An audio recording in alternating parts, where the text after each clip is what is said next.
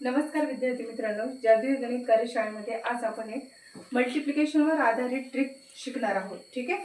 तो मल्टिप्लिकेशनवर आधारित ट्रिक शिकणार आहोत, पण त्यासाठी एक नियम आहे. The sum of last digit being 10 and the first being the same असं असेल तरच ती ट्रिक आपण यूज करू शकणार आहोत. म्हणजे काय आता आपण पाहूया. ठीक आहे. आता फॉर एक्झाम्पल आपण दोन अंकी संख्या घेतल्या, दोन यांचं आपल्याला मल्टिप्लिकेशन करायचे. आता इथे नियम काय दिलेला आहे, the sum of last digit being 10 म्हणजे लास्ट डिजिटची सम ॲडिशन किती झाली पाहिजे, 10 झाली पाहिजे. आता 4 + 6 किती होतात, 10 होतात. ठीक आहे. म्हणजे पहिला नियम या गणितामध्ये आहे. ठीक आहे. आता दुसरं काय आहे, फर्स्ट बीइंग द सेम, आणि पहिला अंक जो असेल तो कसा पाहिजे, सेम पाहिजे. पहिला अंक पण सेम आहे, मग आपण या ट्रिकचा इथे वापर करू शकतो. आता या ट्रिकचा वापर इथे करू शकतो, पण ट्रिक काय आहे, ट्रिक अशी आहे की जेव्हा लास्ट डिजिटची ॲडिशन 10 असेल आणि फर्स्ट डिजिट सेम असेल तर त्यावेळी आपण लास्ट डिजिटचं मल्टिप्लिकेशन करायचं.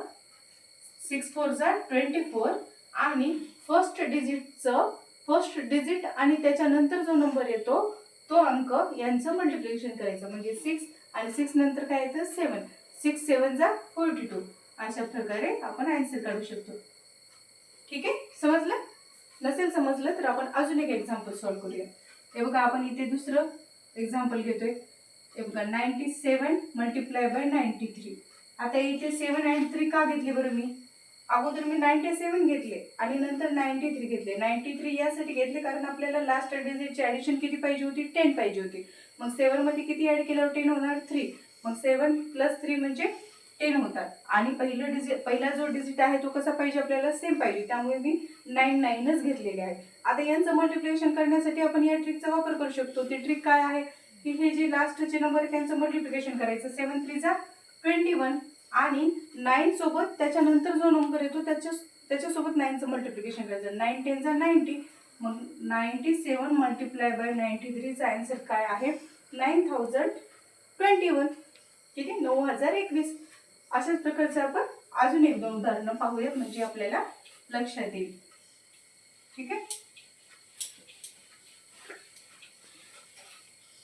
आता हे बघा, 55 × 55.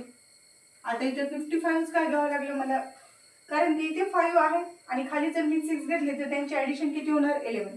किंवा इथे 5 आहेत म्हणून 4 घेतले खाली समजा तर त्यांची ॲडिशन 9 होणार. आपल्याला ॲडिशन किती पाहिजे, लास्ट डिजिटची 10 पाहिजे. मग 5 + 5 10 होतात आणि फर्स्ट सेम पाहिजे म्हणून आपण इथे 5 घेतले. ठीक आहे. मग आता यांची ॲडिशन 10 होते. मग ॲडिशन हे जरी 5 सेम असतील सगळे तरी पण लास्ट डिजिटचे जे 5 इथे आपल्याला काय करायचे, मल्टिप्लिकेशन करायचे. आणि इकडे काय करायचे, 5 आणि इंटू 5च्या नंतर जो नंबर येतो तो. ठीक आहे. 5 × 6. आता 5 5 25 आणि 5 6 30. आन्सर इज किती आहे, 3025. ठीक आहे. आता अजून एक उदाहरण बघूया.